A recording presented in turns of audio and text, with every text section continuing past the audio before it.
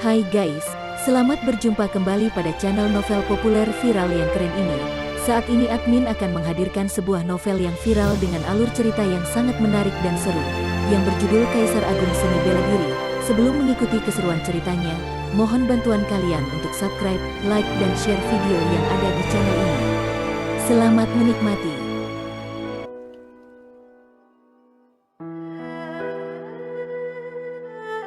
Kaisar Agung Seni Bela Diri, Bab 98. Rumor beredar di Kabupaten Laut Gemuruh tentang seorang pemuda bernama Sura.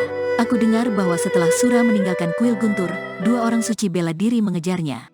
Bukankah mereka mengatakan bahwa seorang orang suci bela diri bernama Hang Xiangchen menyerang Sura? Sepertinya Sura telah melarikan diri dan mayat Xiangchen hilang. Apakah seorang Grandmaster bela diri di level ke-6 dari tingkatan bawaan begitu kuat? Kamu tahu apa? Dikatakan bahwa Sura berlatih seni bela diri peringkat ke-8, memegang pedang perang peringkat bumi, dan memiliki berbagai jenis pusaka tingkat tinggi. Mungkin dia adalah jenius dari pasukan utama. Setiap rumor yang menyebar akan dibesar-besarkan. Kemudian, rumor menjadi semakin aneh dan tidak benar. Banyak pernyataan yang tidak dapat dikonfirmasi kebenarannya, tetapi ketika dibicarakan oleh publik, pernyataan berubah menjadi fakta. Orang-orang yang membicarakan hal itu berusaha untuk membuat orang lain mempercayai ucapan mereka. Namun, sesuatu tentang Luo Xiu benar dalam rumor ini. Dia telah mempraktikkan teknik pembekuan jiwa, seni bela diri peringkat ke-8, memiliki pedang peringkat bumi, dan bahkan memiliki pedang perang level menengah peringkat bumi. Sebagai orang suci bela diri, kekuatan pedang Xiangchen cukup kuat untuk melukai tubuh perang tingkat lanjut Luo Xiu.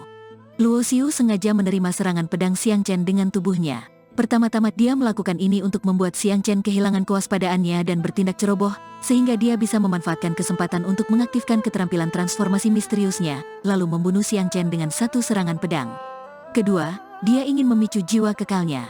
Cedera internalnya tidak separah ketika dia dikejar oleh naga ungu bertanduk satu. Dia tidak terluka parah atau sekarat, sehingga jiwa kekalnya tidak terpicu dan kemampuan kultivasinya tidak meningkat. Luo Xiu membutuhkan 3 hari untuk pulih. Dia hanya bisa terdiam karena dia telah sengaja melukai dirinya sendiri, tetapi tidak memperoleh apa yang diinginkannya.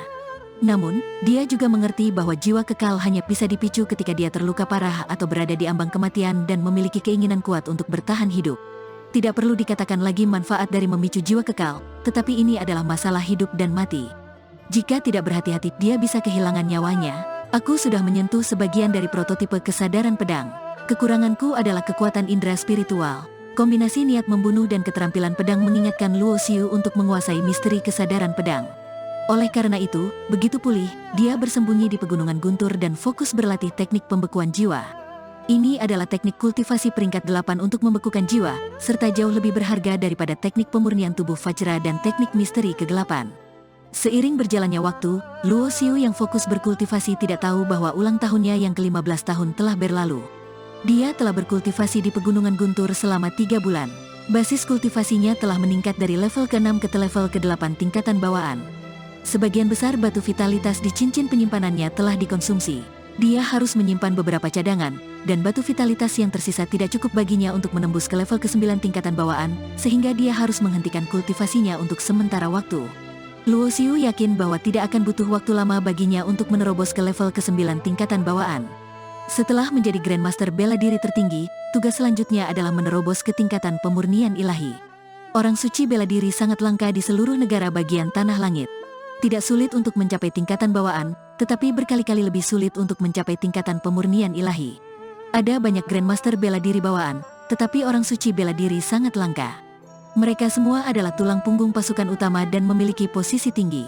Banyak kultivator seni bela diri yang terjebak di level ke-9 tingkatan bawaan dan setengah langkah menuju tingkatan pemurnian ilahi, serta tidak mampu membuat terobosan selama sisa hidup mereka. Tempat Luo Xiu memilih untuk berlatih kultivasi secara tertutup terletak di kedalaman pegunungan Guntur. Selain mencapai level ke-8 tingkatan bawaan dalam 3 bulan, Luo Xiu juga berlatih teknik pembekuan jiwa. Persepsi jiwanya menjadi semakin kuat dan hampir terbentuk menjadi indera spiritual. Jika seseorang ingin mencapai tingkatan pemurnian ilahi, dia harus menyempurnakan indera spiritualnya. Ini adalah langkah pertama. Jika dia berhasil, dia hanya berjarak setengah langkah menuju tingkatan pemurnian ilahi. Langkah kedua adalah membentuk energi vital bawaan menjadi vital sejati. Ini merupakan langkah tersulit. Membentuk vital sejati membutuhkan sejumlah besar sumber daya berharga, seperti pil atau pusaka dari langit dan bumi. Bahkan untuk pasukan seperti Gerbang Guntur, tidak mudah bagi mereka untuk melatih seseorang menjadi orang suci bela diri. Luo Xiu juga mempraktikkan teknik kultivasi pemurnian tubuh, teknik pemurnian tubuh Vajra. Sumber daya yang dia butuhkan untuk meningkatkan basis kultivasinya sangat besar. Tentu sulit baginya untuk mendapatkan sumber daya yang cukup sendirian tanpa dukungan pasukan besar. Semakin berharga sumber daya kultivasi, semakin langka. Itu juga alasan kenapa kultivator seni bela diri sering bertarung demi memperoleh pusaka. Mereka akan menyia-nyiakan kesempatan untuk tumbuh lebih kuat jika tidak bertarung demi memperoleh pusaka. Ada yang kemampuannya meningkat dengan cepat, dan ada juga terhambat. Pertarungan dimenangkan oleh yang terkuat, dan hukum masyarakat yang berlaku adalah sintasan yang paling layak. Itulah kenyataannya. Luo Xiu mengaktifkan teknik pemurnian tubuh Vajra untuk mengubah penampilannya dan berjalan keluar dari pegunungan guntur. Tubuhnya telah disempurnakan menjadi tubuh perang tingkat lanjut. Menggerakkan tulang dan otot untuk mengubah penampilannya adalah cara kecil sederhana yang tidak memerlukan penggunaan pil. Namun, begitu dia bertemu seseorang yang memiliki persepsi jiwa lebih kuat darinya, penyamarannya akan terlihat. Mengingat level persepsi jiwa Luo Xiu saat ini, hanya indera spiritual orang suci bela diri yang bisa melihat penyamarannya. Dalam situasi normal, tidak ada orang suci bela diri yang memiliki waktu untuk menggunakan indera spiritual mereka untuk mengintip wajah asli orang lain. Oleh karena itu, ketika Luo Xiu menuju ke kota kabupaten, dia tidak menimbulkan kecurigaan dan pemeriksaan. Ada banyak orang berjubah hitam. Siapa yang akan mengira bahwa Sura yang terkenal dengan jubah hitam itu adalah dirinya? Setelah tiba di cabang serikat berburu di Kota Bintang, Luo Xiu menggunakan formasi transmisi untuk pergi ke Kabupaten Laut Gemuruh. Dia sudah berusia 15 tahun. Menurut aturan serikat berburu, setiap anggota berbakat harus menjalani penilaian tingkat bakat setiap tahunnya. Hanya cabang utama yang memenuhi syarat untuk melakukan ujian. Cabang-cabang biasa tidak memenuhi persyaratan untuk melakukannya. Tidak ada gunanya pergi jauh-jauh ke Kabupaten Naga Awan untuk ujian. Karena itu Luo Xiu datang ke cabang serikat berburu di Kabupaten Laut Gemuruh. Lencana berburu tertanam di area mekanisme. Ketika gerbang batu yang berfungsi sebagai lorong eksklusif para anggota dibuka, Luo Xiu pun masuk. Seorang pria tua datang dan berkata kepadanya, "Tuan Luo, silakan lewat sini." Dalam persepsi Luo Xiu, pria tua ini berada di tingkat pertama tingkatan pemurnian ilahi. Namun, pria tua itu menunjukkan sikap hormat kepadanya tanpa kesombongan seorang orang suci bela diri. Namun, Luo Xiu tidak terlalu peduli tentang itu. Mengingat kemampuan serikat berburu dalam mendapatkan informasi, dia khawatir mereka telah mengetahui tentang hal yang telah dia lakukan di kuil guntur atas nama Sura. Kekuatannya setara dengan orang suci bela diri biasa. Hal terpenting adalah basis kultivasinya tidak tinggi dan dia masih muda, sehingga dia sangat menjanjikan dan penuh potensi. Oleh karena itu, Luo Xiu diperlakukan dengan hormat. Selain itu, dia adalah anggota serikat berburu peringkat kuning menengah yang berbakat. Statusnya setara dengan orang suci bela diri di tahap menengah tingkatan pemurnian ilahi. Setelah membawa Luo Xiu ke sebuah ruang rahasia, pria tua itu bertanya sambil tersenyum, "Tuan Luo, apakah Anda kemari untuk mengikuti ujian tahunan?" Luo Xiu mengangguk dan menjawab, "Ya, benar. Tuan Luo, berdasarkan informasi, Anda adalah anggota berbakat peringkat kuning menengah. Anda berusia 15 tahun sekarang, dan basis kultivasi Anda harus mencapai level ketiga tingkatan bawaan." Sambil berkata, pria tua itu mengeluarkan sebuah bola kristal dan meletakkannya di atas meja. "Tuan Luo, tolong masukkan energi vital Anda ke dalam bola kristal untuk menentukan level basis kultivasi Anda." Luo Xiu tidak peduli dengan prosedur ini sama sekali. Seperti yang diinstruksikan, dia berjalan maju, lalu meletakkan telapak tangannya di permukaan bola kristal. Seiring dimasukkannya energi vital, cahaya gelap bersinar. Luo Xiu menyembunyikan energi vital hidup dan mati di tubuhnya, dan hanya mengaktifkan energi vital gelap dengan atribut kematian. Bola kristal berkedip 3 kali, yang berarti bahwa Luo Xiu telah mencapai tingkatan bawaan. Kemudian, bola kristal berkedip 8 kali berturut-turut, yang berarti bahwa dia berada di level ke-8 tingkatan bawaan. Apakah dia berada di level ke-8 tingkatan bawaan? Ekspresi pria tua itu sedikit berubah. Dia tahu bahwa Luo Xiu adalah Sura, tetapi menurut informasi yang didapatkan, dia masih berada di level ke-6 tingkatan bawaan 3 bulan lalu.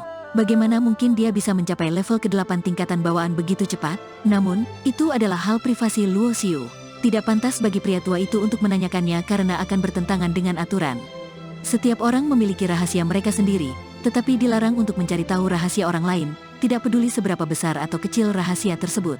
"Tuan Luo, Anda telah mencapai level ke-8 tingkatan bawaan pada usia 15 tahun, sehingga peringkat Anda dapat naik ke peringkat kuning tinggi. Tapi, itu perlu diputuskan oleh kepala serikat," ujar pria tua itu. "Mohon tunggu sebentar, Tuan Luo." Pria tua itu membungkuk kepada Luo Xiu, kemudian pergi untuk memberitahu kepala cabang serikat berburu di Kabupaten Laut Gemuruh. Sesaat kemudian, seorang pria yang memiliki sedikit uban di pelipisnya masuk ke dalam ruangan. Pria berjubah hijau itu adalah Shen Yuanan, kepala cabang serikat berburu di Kabupaten Laut Gemuruh. Seorang gadis muda mengikutinya dari belakang, dan tampak berusia sekitar 15 atau 16 tahun. "Apakah kamu jenius yang direkomendasikan oleh Oyan Hong?" tanya Yuanan sambil menyipitkan mata pada Luo Xiu. "Senang bertemu dengan Anda, Tuan Shen." Luo Xiu melangkah maju dan membungkuk kepada Yuanan. Oyan Hong pernah mengatakan kepadanya bahwa Yuanan sedikit lebih kuat darinya, dan berada di level kelima tingkatan raja. Meskipun Wei Long, pemimpin gerbang guntur, dikenal sebagai orang terkuat di Kabupaten Laut Gemuruh, dia hanya berada di level keempat tingkatan raja. Gelarnya sebagai Raja Bela Diri nomor 1 hanyalah aksi publisitas. "Bagus, kamu sangat sopan dan tidak sombong." Yuanan tersenyum seakan-akan merasa puas terhadap Luo Xiu. Namun kemudian, senyum di wajahnya menghilang dalam sekejap. Aura Raja Bela Diri yang kuat memancar dari tubuhnya seperti gunung dan menekan ke arah Luo Xiu. Selain itu, aura tersebut juga berisi konsepsi seni bela diri. Luo Xiu mundur setengah langkah karena lengah. Boom! Luo Xiu juga memancarkan aura darahnya yang penuh dengan niat membunuh dan keganasan yang tak tertandingi, seolah-olah ada gunung mayat dan lautan darah. Namun, auranya jauh lebih lemah dari Yuanan. Luo Xiu terpaksa mundur berulang kali. Di bawah tekanan kuat Yunan, niat membunuh Luo Xiu terus mengalami tekanan dan menyusut, sehingga memberinya sebuah ide. Niat membunuhnya berwarna merah darah, tapi itu hanya ilusi. Apakah akan menjadi pedang jika bisa disempurnakan? Memikirkan hal ini, Luo Xiu menutup matanya. Meskipun niat membunuhnya terpaksa ditekan di ruang kecil, niat tersebut menjadi semakin menyusut dan membentuk sebuah pedang perang yang samar. Saat Luo Xiu hendak membentuk aura darahnya menjadi pedang untuk menembus aura penindasan Yuanan, Yuanan tiba-tiba menarik kembali auranya. Hal tersebut membuat Luo Xiu melewatkan targetnya dan meninju udara dengan tinjunya. Yuanan tertawa dan berkata, "Kamu telah menguasai prototipe kesadaran seni bela diri. Jika kamu dapat menyempurnakan niat membunuhmu menjadi pedang dan memiliki indera spiritual ketika kamu mencapai tingkatan pemurnian ilahi, kamu dapat menguasai kesadaran seni bela diri, yaitu kesadaran bela diri pedang. Terima kasih atas saran Anda." Luo Xiu membungkuk kepada Yuanan untuk mengucapkan terima kasih. Kesadaran pedang juga merupakan semacam kesadaran seni bela diri. Itu akan menjadi kesadaran bela diri pedang jika dia menggabungkan niat membunuh, keterampilan pedang, dan indera spiritual menjadi satu. Sementara itu, kesadaran seni bela diri Yuanan membuat orang merasa seberat gunung dan sangat tertekan. Itu adalah kesadaran bela diri gunung. Adapun Yoyu, yang merupakan penguasa bela diri Phoenix, memiliki kesadaran seni bela diri yang mengandung api yang membara, dan disebut sebagai kesadaran bela diri api. "Aku tidak melakukan apapun. Pemahaman kamu yang membantumu menguasainya," jawab Yuanan sambil tersenyum. "Aku merasa sedikit iri terhadap Oyan Hong. Tidak ada seorang jenius di Kabupaten Laut Gemuruh yang bisa bersaing denganmu." Begitu ucapan itu keluar dari mulut Yuanan, gadis yang datang bersamanya tampak sedikit mengernyit seolah-olah tidak setuju dengannya.